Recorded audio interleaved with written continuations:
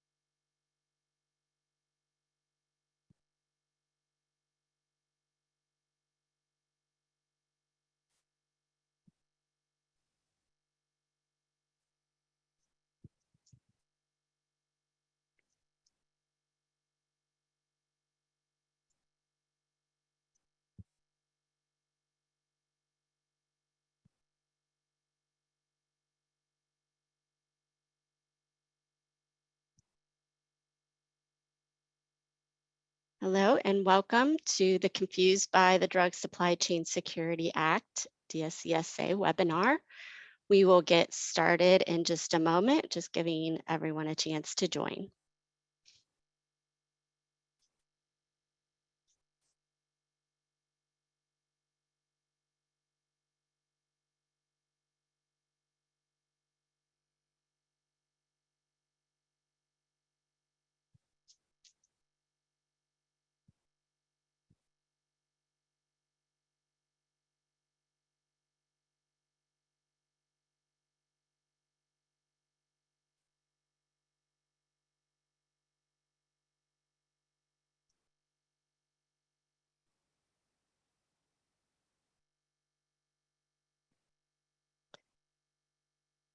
All right, good morning and welcome to the Confused by the Drug Supply Chain Security Act webinar. My name is Rachel Faulkner, Organizational Change Management Lead for Cardinal Health. I'll be your host for today's session.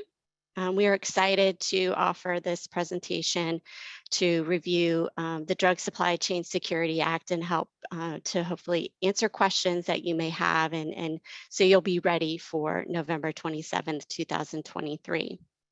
This webinar is for informational and educational purposes only. If you go to the next slide,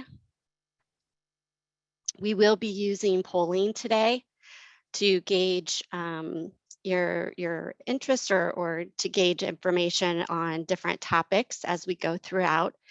You can either scan the QR code or you can click the link in the chat. We'll be posting that. You can use your phone or you could use your computer. You just need a web link or a web browser, and we will be introducing the polls as we go along. So to get started, if you go to the next slide, we have a word cloud. So when you hear DSCSA, what do you think of? And just give us one word or phrase. Just kind of interesting to see what comes to mind as you hear DSCSA. All right, clueless, tracking, controlled, complex, pedigrees, overwhelmed, scary. I think I see an OMG, consuming paperwork. So all words that I think we've heard as well as we've been going around and trying to help inform you and prepare you for what's coming in November. So if we go to the next slide, Before we get into the meat of what we're here today to cover, we want to cover some housekeeping items. Today's session is being recorded. The presentation and recording will be made available on August 21st on our website in the November Resource Center. We have muted all participants just to reduce distractions and whatnot, but we do want to hear your questions and we'll be providing answers. So at the bottom of the Zoom meeting, you'll see a Q&A button, and you can click that and enter your question. We have a team of panelists reviewing questions, and we'll be answering those. We also will have time at the end of the session to answer those live. If there are questions that haven't been answered, you can always send an email to the DSCSA info@cardinalhealth.com after the session. If you go to the next slide. So I'd like to present our experts, our speakers today. We have Marianne Nelson. She's our resident DSCSA expert. She's a regulatory manager with Cardinal Health and has been leading our efforts for DSCSA over the last 10 years. We also have Vicki Earhart. She is our customer expert and now DSCSA expert. She's our director of account management and is leading our DSCSA efforts from a customer perspective. If you go to the next slide, I'll cover the agenda and then we'll welcome our speakers. So first we want to just review and talk about what is DSCSA, what are the requirements and what has already been implemented to date. We'll cover how this will impact you. How are the changes that are going into effect November 27th going to impact you as our customer and what it means to you? Are you prepared? We'll cover 5 keys to ensuring a smooth transition and then where you can go for help. So provide lots of resources that are available for you as we prepare for November. If you go to the next slide, I'll introduce Marianne Nelson to cover what is DSCSA. Great. Thank you so much, Rachel, and welcome everyone. We appreciate you joining us. Let's jump to the next slide and talk about DSCSA. So it's the Drug Supply Chain Security Act, and it was signed into law 10 years ago, back in 2013, and really designed to protect consumers from drugs that might be counterfeit or stolen, contaminated, or otherwise harmful. And the law was designed to be implemented over a 10-year timeframe with various milestones we hit along the way.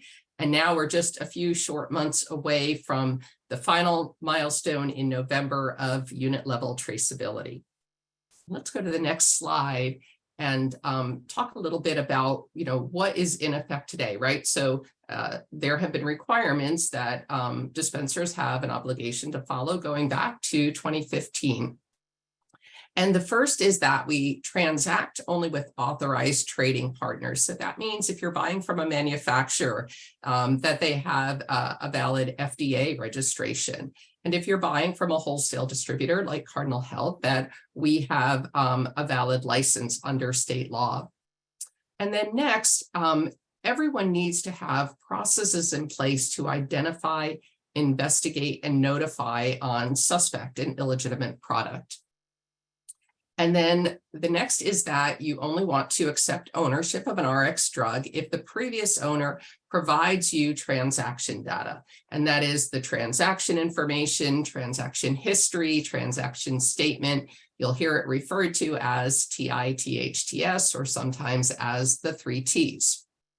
And that transaction data has to be maintained for 6 years. And the reason for that is so it's available to the FDA or other regulatory official in the event of a recall or a suspect product investigation. And then next, you need to remember that if you further distribute a product, unless it's for a specific patient need, dispensers have an obligation to provide the TITHTS. And then the last requirement is that you accept product only if it's encoded with the 2D barcode. That's the product identifier that manufacturers started putting on their product back in 2017 and 2018. And it has the NDC encoded in what's called a GTIN, or a global trade item number. It also has the serial number, the lot, and the expiration date. Let's go to the next slide, please. So how are you receiving your transaction data today? Well, Cardinal Health makes it available to our customers in one of two ways. So we have our web portal, which many of you can access through our ordering platforms, such as Order Express or WebLink. And there's a space there to go into track and trace reporting. In addition, some customers who want to receive their information electronically, we can provide it via the ASN or advanced ship notice, the EDI 856 transaction. And we can either provide it directly to customers or through their third-party solution provider. And you see a number of them listed there. Next slide, please. So here's our next polling question. How do you access DSCSA compliance data today? Is it through the EDI 856 advanced ship notice? Are you using Cardinal Health's web portal, or are you not sure?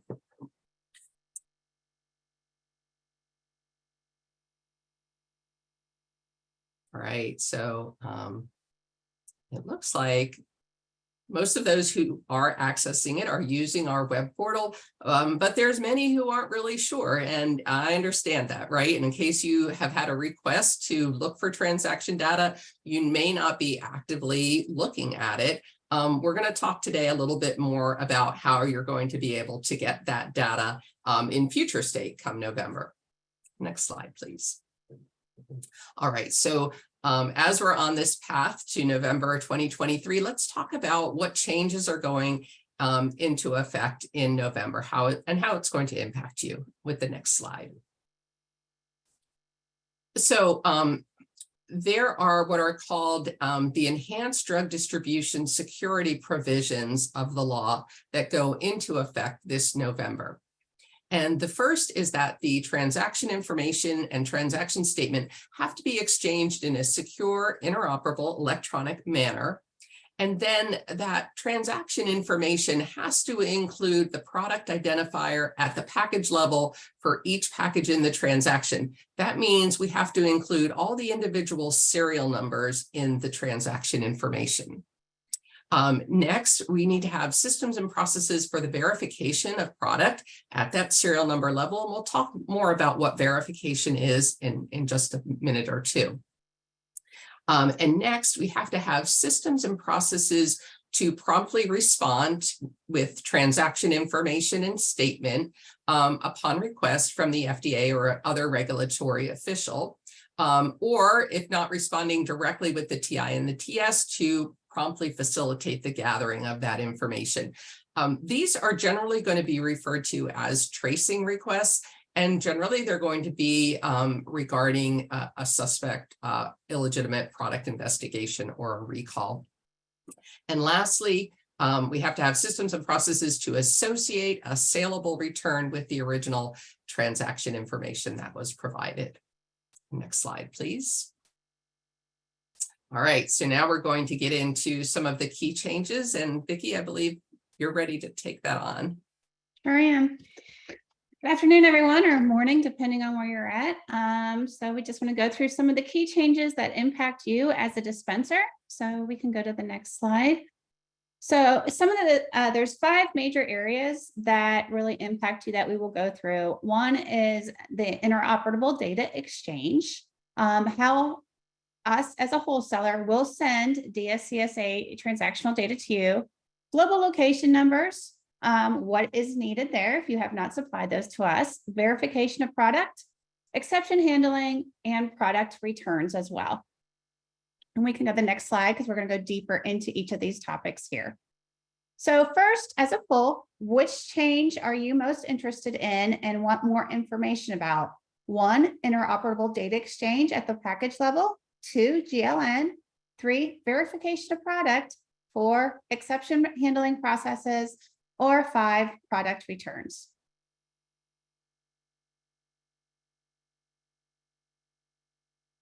So awesome. So what we're seeing is most people want either GLNs, verification of product, or the interoperable data exchange. So that, considering where we are in this journey, this is not surprising.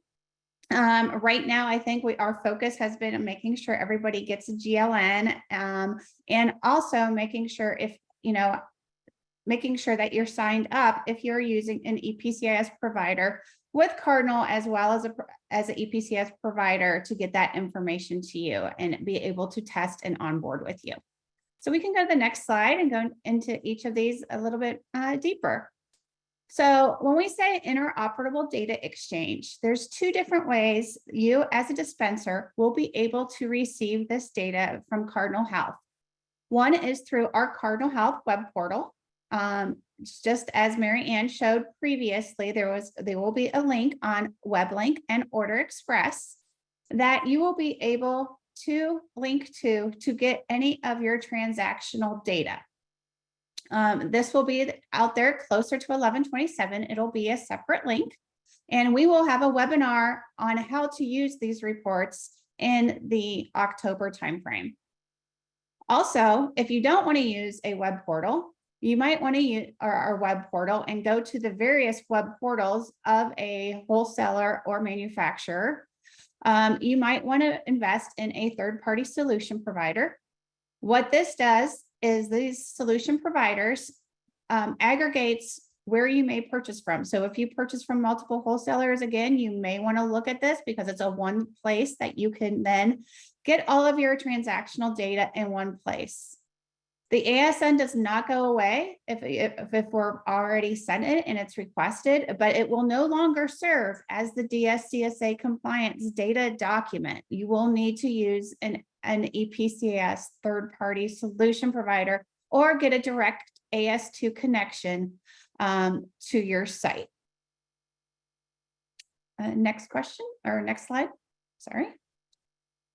The other, of course, is the web portal. So this is what the current state web portal reports look like through Order Express or WebLink. You can see the serial number and lot numbers are not filled out, and due to the fact that we are not outbound scanning as of yet. It was not a requirement until 11/27. If we go to the next page, you will see what the new report will look like in Order Express and WebLink. Go to the next slide. And this is a draft of what it looks like. As you can see, you have your sold to and your shipped to, as well as then by NDC and with SIN, you can see the drug name, the GTIN, the lot number, the expiration date, and where the tote ID serial number is so that you can easily find it in your totes. These reports will be necessary, or an EPCS third-party provider will be necessary in order to call in a shortage. So it'll be very important that you and your team knows either how to use the report or knows how to use your EPCIS third-party solution. And next page. One important thing I forgot to mention here is drop ships will not be included in our portal. We can only put in our portal the items that were shipped from Cardinal Health. So if you think about this from a drop ship perspective, a supplier will ship it directly to you. You will receive that product way before we are even sometimes invoiced for it, or before we can invoice you. So it's very important that if you have a lot of drop ship customer or drop ship suppliers, you're able to get into their portal as well as our portal in order to get the information that you might need in case of an audit or in case of a short. If you are using an EPCS third-party solution provider, what's nice about this is once the solution provider builds all of the contacts, so whether it's you use different wholesalers, you use drop ship, it all aggregates it into one place for data consolidation. So if you would get audited, or if you have a suspected product, you have a one spot that you can go to. At this time, we are not recommending any specific providers. There's about 8 to 10 providers that are out there that we are working with directly. We have partnered ourselves with Antares Vision Group, which is RFXL. So they will be providing those connections to any of the third-party provider solutions. The costs are different depending on the solution, and of course the bells and whistles that you pick with each of those solutions. So please, feel free to check those out, go to their websites, and you can then receive more information from those third-party suppliers on how they can help your organization. If you do decide to use a third-party solution provider, though, you still need to onboard with us as well as them so that we can start sending data. So if you do, please, and we will send out this deck afterwards. But please feel free to scan the QR code and make sure that we know who you intend on using so that we can build that connection and onboard you with that third-party provider. Next slide. So another polling question, based off, whether you're going to use the customer portal or EPCS third-party solution, have you decided how you're going to access or retrieve your data after 11/27? One is through the portal, Cardinal Health portal, and any other portals that you would buy product from. Two, an EPCS third-party solution provider, or three, still deciding.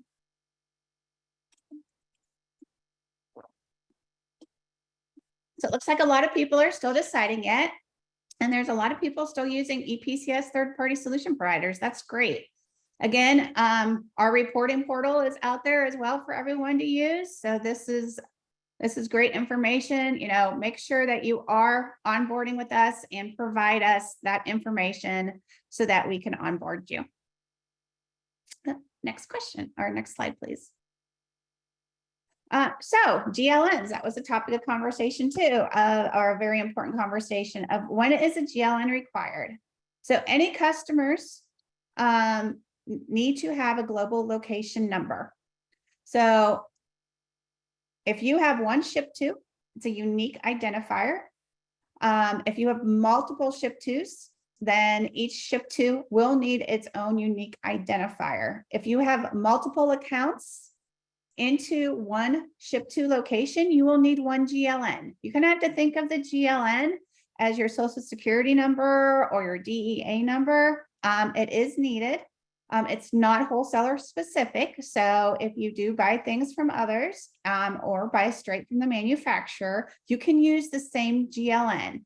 You just have to make sure that you are giving it to us as well as sending it to the other suppliers or wholesalers that you purchase from.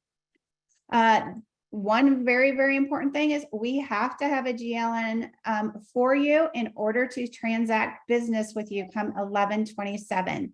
So if we don't have that GLN come 11/27, we will not be able to ship product. So that is very, very important. We are at about 62% of all GLNs right now. So I'm sure your sales rep have been talking to you. You've been getting our tote stuffers or Order Express web link alerts. Please make sure if you have not sent us your GLN, you have done so. The next slide, we'll go into a little bit more detail on GLNs. So as I say that, if you have less than 9 locations, we are enumerating for you. If you do not know what your GLN is yet, and you have under 9 locations, please use this QR code. You can scan it. You can put in your account number and your zip code. It will give you your GLN. If it comes back 000 and you have less than 9 locations, we are still enumerating some physician offices and acute facilities yet and alt care. So give us a couple more weeks. Contact your sales rep if you do not see that you have a GLN. Second thing to remember is your GLNs will now be on your paper or PDF invoices. So it's very important if you get that paper still, it'll be right under your ship to and right under your bill to addresses, as well as on the PDF document that is in Order Express, web link, or that you may get faxed or emailed to you. Next page. If you happen to have 9 or more locations, that means you had to go and enumerate your own GLN. We are not allowed to do that per our contract with GS1. So please make sure that you are going out to GS1 and getting your GLNs and then providing them to us through this QR code. So just complete this QR code, the GL submission form. Also, if you end up using an EPCIS provider, you can also fill that out here as well if you have more than 9. So please make sure you're sending that to us as soon as possible so that we can get that to you.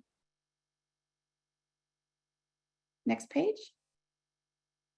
So a verification and handling exception, or verification exception handling. I'm going to turn it back over to Mary Ann so that Great. Thank you, Vicki. Okay, so let's jump to the next slide and we'll talk about verification. So verification is determining whether that product identifier or the 2D barcode that's on the package corresponds to the NDC serial number, lot, and expiration date that was assigned to the product by the manufacturer or the repackager. And so coming up in November, there's a new requirement for dispensers.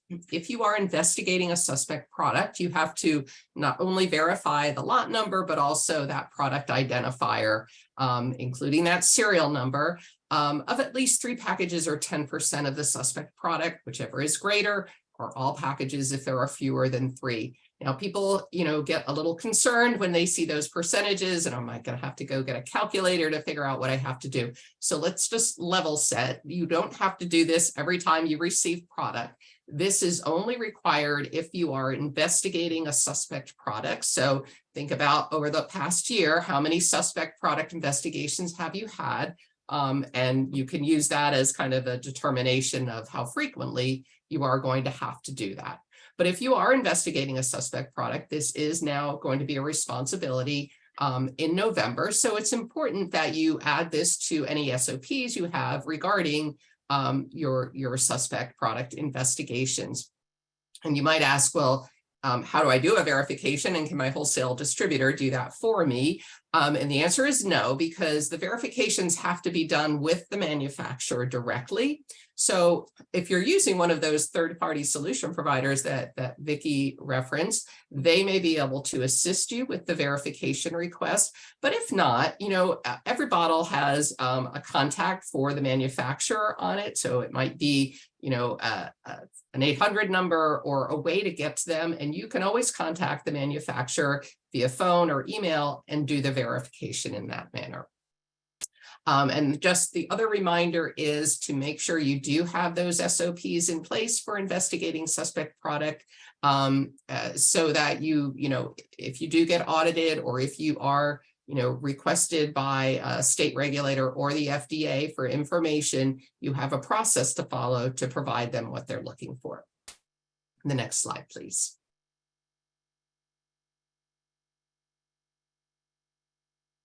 Great. Okay, so let's talk a little bit about exception handling processes. So there is an expectation that dispensers reconcile physical product with the EPCIS serialized data received. The FDA indicated this in guidance that was issued last year. So if you think about, what kind of exceptions you're going to come across, you could have received product and there is no data for it, or you've received data, but no corresponding product.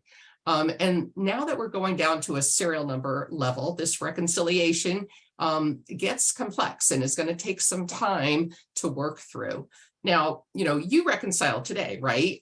If you, get an order in and we said we shipped you 5 bottles of a particular item and you only got 4 bottles, you're going to call up customer service and say, I was short 1 and I need credit for it. You're still going to do that, but now we're going to ask you to identify what serial number you were short, okay? So how will you do that? So you can do it through your third-party solution provider. They many times will have a way for you to scan at receipt, and you could understand, which serial numbers you received versus which you didn't.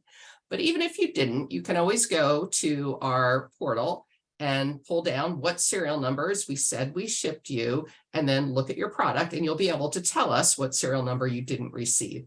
because we are going to ask for that information when you're calling in a shortage or an overage. And the reason we need to do that is we need to figure out where the problem occurred. Like that serial number that we shipped to you as an overage, did we say we actually shipped it to someone else? And so we're going to have to go back to that customer, unwind what we did in that situation. So as I said, it's going to get complex to be able to resolve some of these exceptions.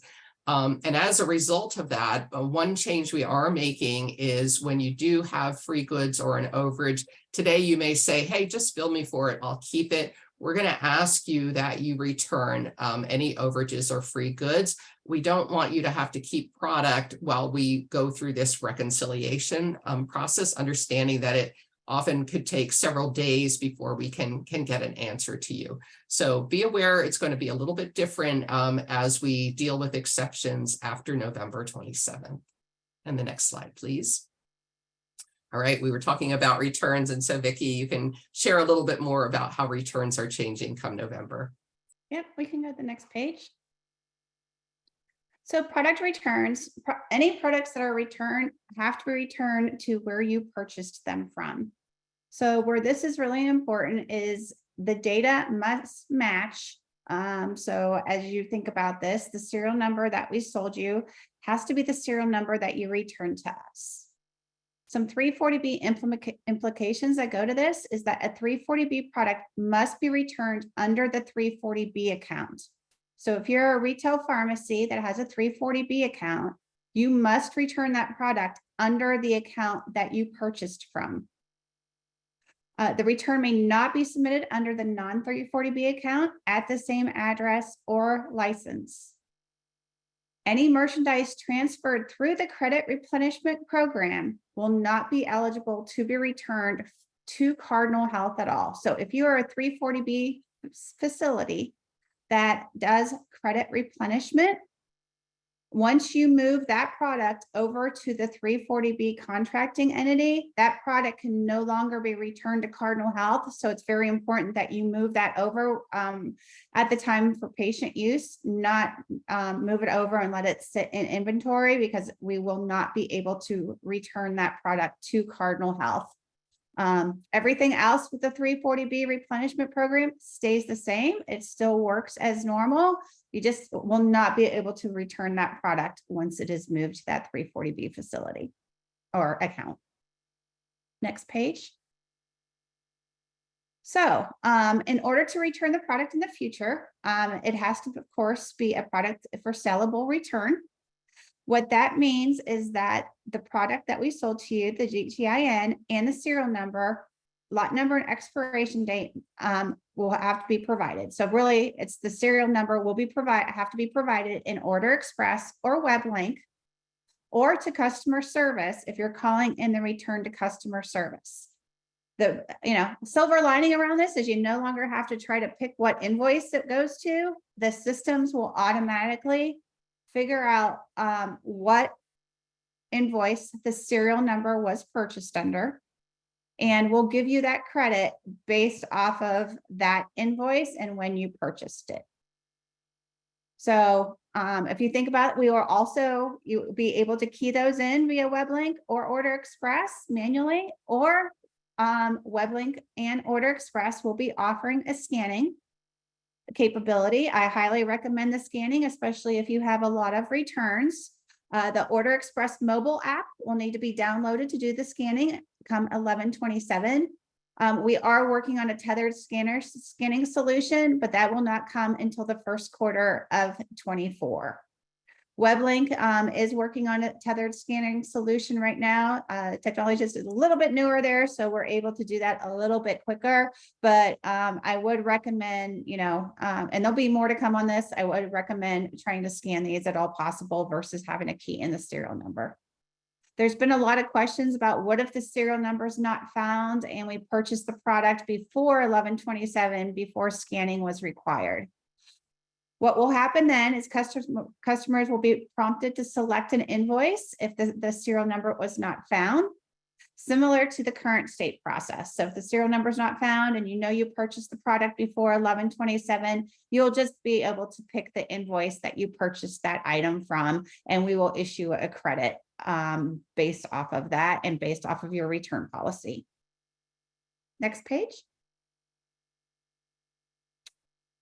So based off of that, and if you're not a WebLink customers, how likely are you to download the Order Express mobile app and use it for returns process? 1, are you already using it, the mobile app? 2, do you see the benefit and will? Or 3, you're not sure and still undecided. So the good news is we're seeing more people that will want to benefit from the Order Express app. I will say that you'll want to do that. It will actually save you a lot of time and also save you a lot of time from calling into customer service and giving those serial numbers over the phone. I know that lots, undecided yet. I will recommend when we have our our November webinar, we will be going into returns in the Order Express mobile app in more detail so that you'll be able to see a demo in November so you can see if it fits your solution and you can move forward on that. So great for those 14% already using it. Hopefully you see that it will be easy. So I don't think you can do the returns yet via the mobile app, but they will be available come November. Next question or next slide. So how are we supporting you to get ready for these changes? So this is, we're all in this together. We're all, all of the wholesalers are working with their customers. We're working with our customers. We're working together. We're working with the manufacturers. But how we're really helping you, we're enumerating all of your GLNs if you have less than 9 sites. So I know we're going through that. It's going a little slow. We have a lot of sites that are under 9. But we're making a lot of progress since April. We also are updating our web portal so that it is compliant with the new changes. And we're working with the third-party solution providers to set up and test your EPCS connections. We won't be testing with every customer. What we do is we test connection and we test with a handful of customers. This is what everybody across the industry is doing. So we are testing those, and then we'll get you onboarded once those testings are complete, and we have an onboarding form from you. Also, we're updating the OE mobile app to allow for that scanning of serial numbers to lessen the burden in returning product so that it will make returning product a lot more transparent. Next page. So I'm going to turn it back over to Marianne on how are you prepared? Great, thanks, Vicki. Let's jump to that next slide. And so, obviously we know you're concerned. Are you going to be ready? Are there going to be issues? So here we're kind of outlining some actions you can take to make sure that you're prepared and that your transition is going to be smooth. And so first, of course, is know that global location number, your GLN. Vicki shared with you how, we have enumerated for those small accounts, those who are part of, a larger system are out getting their own GLNs, but those GLNs are very important. Once you have them, make sure you are communicating them not only to Cardinal Health, but to the other wholesalers, as well as any manufacturers that you buy direct from, because they're going to need that information. And remember that the GLN is not specific to one wholesaler. One GLN can be used for all of them. The next step 2 is decide how you're going to receive that transaction data. As we said with Cardinal Health, you can access it through our web portal, or you can receive it via EPCIS transactions if you're using a third party. But it's not just from Cardinal Health. Whoever you are purchasing product from, make sure you understand how you're going to get that data, right? Again, if it's coming direct from the manufacturer or another wholesaler, how can you get it? And also important to know if it's coming via a web portal, will they maintain that data for the 6 years that is required? Now, Cardinal Health will. Anything that we put on the portal, you can access for 6 years. That's the retention requirement under the law. But make sure from those other entities that you may be purchasing from, either they will be maintaining it for you, or if not, you may need to download that information. again, it's a dispenser responsibility to maintain that transaction data. Next, make sure you have an established process to handle investigations of suspect and illegitimate product, right? So if you're become aware of a suspect product, certainly you want to quarantine it. You want to do those verifications we talked about, make a determination, working with that manufacturer many times to see whether it is actually illegitimate. If it is illegitimate, there are reporting requirements to the FDA that are required. So make sure you understand what your responsibilities are and have a process or an SOP available should you be audited. And step 4 is assess your need for that third-party solution provider. As Vicki shared, there are many out there that are available to assist you.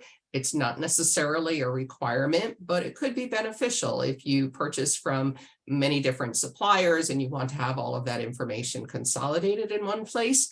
Of course, there is a fee or a cost involved in that, and that's something you're going to have to weigh if it is a benefit that you want to take advantage of. And lastly, know the rules for managing returns, right? So it's a requirement under the law. If a product is returned to a wholesaler and we want to put it back into saleable inventory, we have to make sure that whoever is returning it is the entity that we sold it to. So we will be checking those serial numbers when they come back. Actually, we're asking for that information to be provided when that MRA is generated to avoid, the chance that you purchase something from someone else and you're trying to return it from Cardinal. So understand that those serial numbers are an important part of the returns process starting in November. And next slide, please. Right. So if you have questions and you want more information, Vicki, can you share some of the resources that are available for our customers? Yep, sure can. We can go to the next slide. So, we want to make sure that we're continuing to communicate to all of you and keeping you updated. So please make sure that, you're going out to WebLink, you're going out to Order Express. We are having monthly alerts that go out that give you the latest or greatest of what is needed, or some additional information, or some gentle reminders sometimes.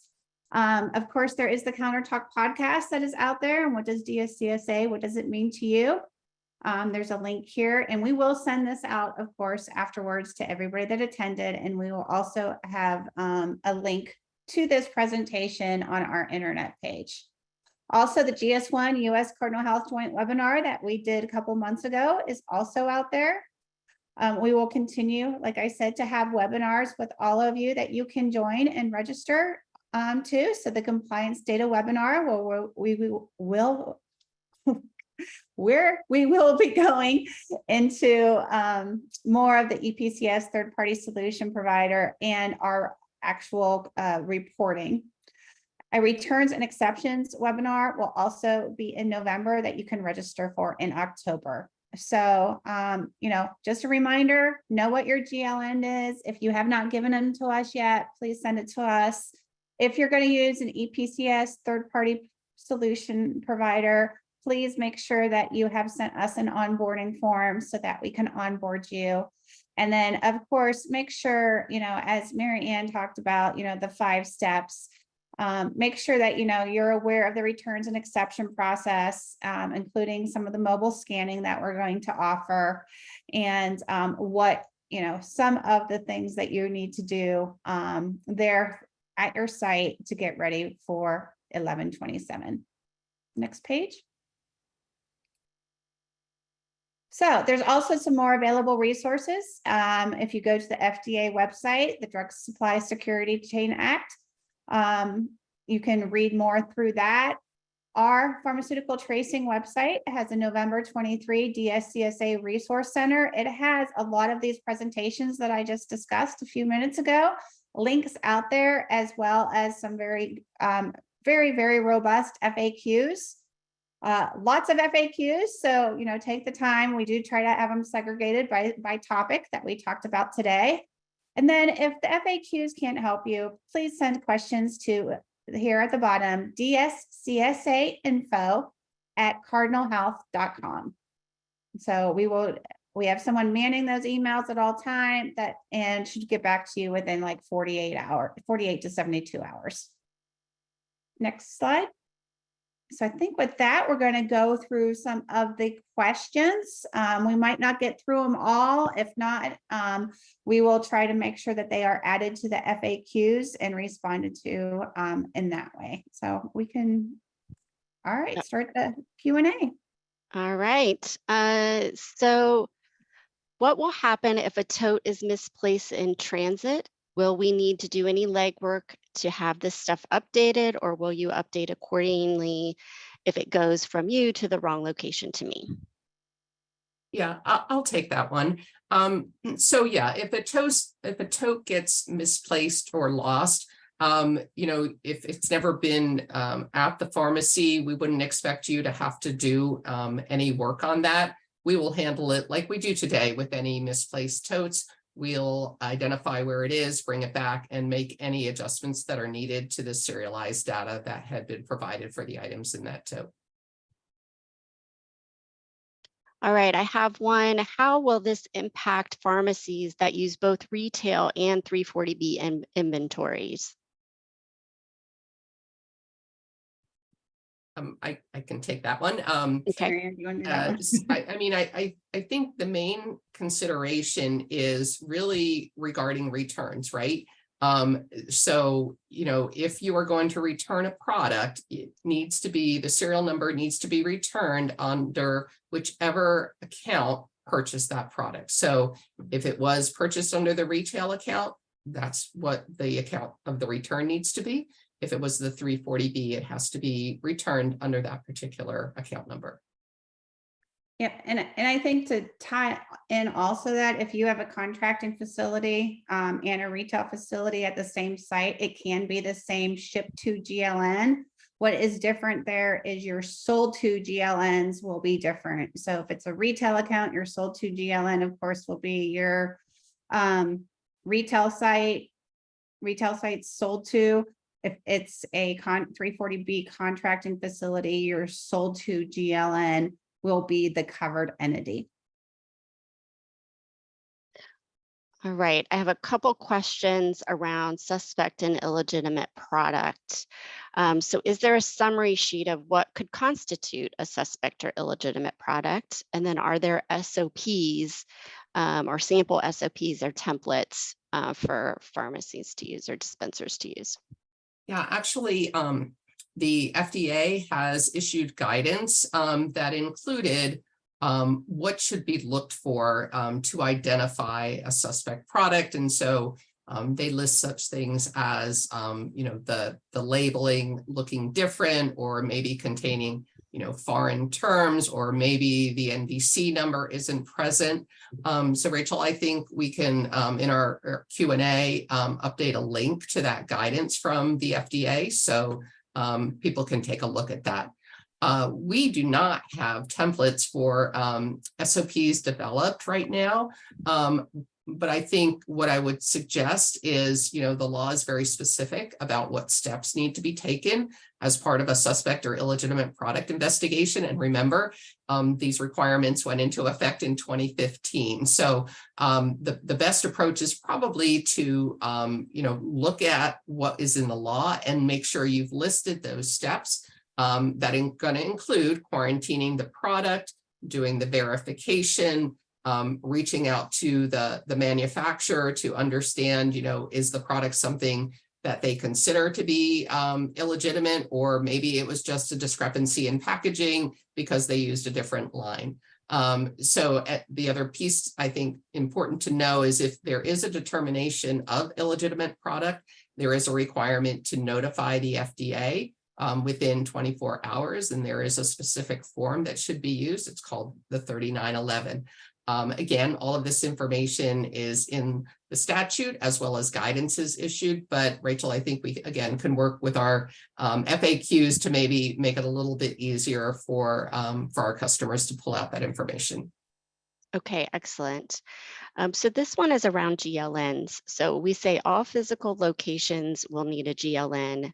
One GLN is loaded to multiple accounts that share the same location. So in a ship to, bill to 340B relationship, does the CE need just one GLN for all its contract pharmacies locations? And does the CE need to set up a GLN number for each contract pharmacy location? I'll take that one. So the covered entity is responsible for the sold to and anything that is not a retail contracting site. So if you have a 340B account that is in your same location as your hospital per se, then you can use that same GLN that you're using for the main hospital account. If you have a 340B contracting site with retail pharmacies like CVS or Walgreens, it's actually CVS or Walgreens will give us the GLN for their retail site, and then we will mirror that over and copy that over to the 340B contracting site's account. So the covered entity does not need to provide those to the retail accounts. We will actually copy those over from the retail facility. But again, if that 340B account number is in your covered entity or in your hospital itself, then you will need to provide that. Okay, thank you. Does a hospital that receives orders from Cardinal for off-site needs need multiple GLNs, or since we are receiving from Cardinal in the pharmacy and then just transporting off-site to our other locations, do we just need one? I think you would just need the one. Wherever we are delivering product to is what we need a ship to. If we deliver it to a pharmacy and then the pharmacy distributes it within the network, but we're not shipping to that location, we don't need GLNs for those locations. Would they need GLNs for those locations for themselves? I don't think they would not, right? Okay. All right, I had a question around serial numbers and will they be on invoices in November? No. I'm sorry. Go Okay, ahead, both of us, Vicki. no. That was bad. So I can take that one, Mary. No, they will not be on invoices. The reason for that is if you think about invoices and how long they are already, if we start putting serial numbers on invoices, you're going to get probably a ream of paper per shipment. Because each line, you would, if you buy 48 amoxicillins, it would show 48 lines. So you will have to go out and use the portal or use the EPCS third-party solution provider. Okay, so here's one around drop ships. So do you supply the wholesalers with our GLN numbers if we have it drop shipped through Cardinal Health? So yes, the process will be, as Vicki alluded to, Cardinal will not be providing the transaction data on drop shipments. The manufacturer will provide that because we want to make that product available to you as soon as possible. And as Vicki said, by the time we get the invoice and invoice you, it can be, a week later or so. So the manufacturers are going to need your GLNs. And so as part of the ordering process under a drop shipment, the wholesaler will provide that GLN to the manufacturer of where the dispenser is located. That way they can create the EPCIS messages to either send that directly to the dispenser, or in many cases, manufacturers will post drop shipment information in their own portal. Okay. Let's see. Will we need a 2D barcode scanner to be able to receive our inventory after November 27? So I think the answer to that lies with what systems you're using for receiving. So those who are working with a third-party solution provider, their programming may enable you to scan items at receipt. And so it can keep track and compare what you receive versus what the EPCIS data provided was. And then some people have their own independent systems that can handle a scan to be able to capture, that lot expiration information and add it into their systems. But a scanner isn't specifically required to receive product. As Vicki also indicated, there are some advantages, when you're doing a return to be able to scan and capture the information rather than have to, type out a 20-digit serial number. I don't know, Vicki, if you have anything to add to that. No, you got it right. I mean, it's all dependent on the software that you might be using. So I would check with your solution provider, your pharmacy managed company that you're working with to see what their requirements are or if they're changing. Right, as of right now, I do not know of any. I do know that they would be needed in order to do a return on WebLink. And we will, and eventually Order Express, and we'll give you recommendations at that time when we're ready to do that, so that you know which ones to buy. So we'll give you like 2 or 3 recommendations, and with Order Express and with WebLink, maybe even possibly 1. Some fairly affordable ones that you can get on Amazon very easily for under $100. Okay.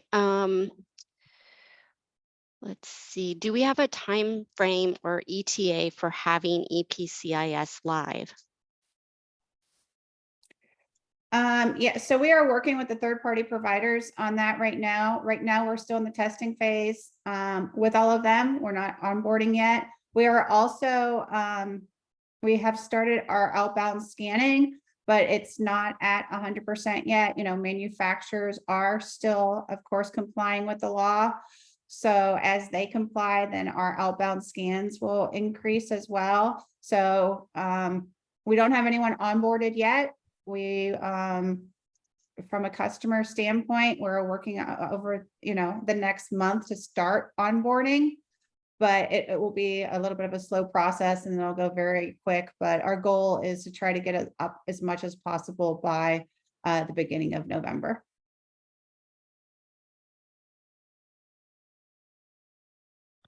Okay. Let's see. Okay, how do I, who do I contact to find out if Cardinal is providing the GLN for my locations?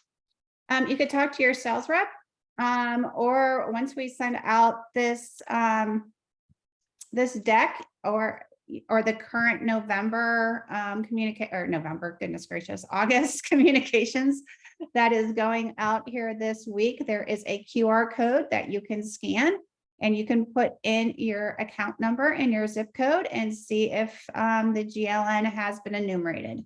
If not, please contact your sales rep, or you can also look at your invoice and see if your invoices already have the GLN. So, so invoices, QR code, or sales rep would be the 3 places to look at. Okay, I know we're getting close to the end. Here's one, Rachel, that I don't think we answered, and I'm not sure what the answer is. So I'm going to ask Marianne this one. What are the requirements for samples or manufacturer drug replacement programs? Yeah, so samples that are shipped from the manufacturer directly to the dispenser, there is an exemption for that. So, if you want more information, I think I would say reach out to the DSCSA info, and we can provide you the specifics of how that applies. I put you on the spot, Marianne. I was like, oh, I don't know this one. Sorry. And that's not an FAQ, so I was like, oh. One question here, I think I can answer this one. Pharmacies that only fill their own employees' prescriptions for hospital system. So if you are an employee-only pharmacy, you will still need a GLN and you will still need to comply through the law, through the regular laws that apply to everybody else. So a GLN will still be needed. It can be the same GLN as the rest of the hospital. So that's not a problem, but you still need to have audits in place if you get audited to make sure that you are complying, and you will still need to follow the same return policies that we have for everyone else. Anything to add there, Mary Ann, that I missed? No, that was good. All right, I know we're getting to 12 o'clock hour. We have several key questions that haven't been answered. We will review those. Many of them are similar, or we did answer throughout the presentation, but we'll update our FAQ, and when we respond and send out the slides, we will have additional updates to the questions that have been asked. Anything else, Mary Ann and Vicki, to close things out? No, just want to thank everybody for participating and asking all these questions, which are great because we'll make sure that you are prepared and get these out to everybody. But want to just thank everybody for your time. We know how important it is, and we're on this journey together. Great. Thanks, everyone. Thank you.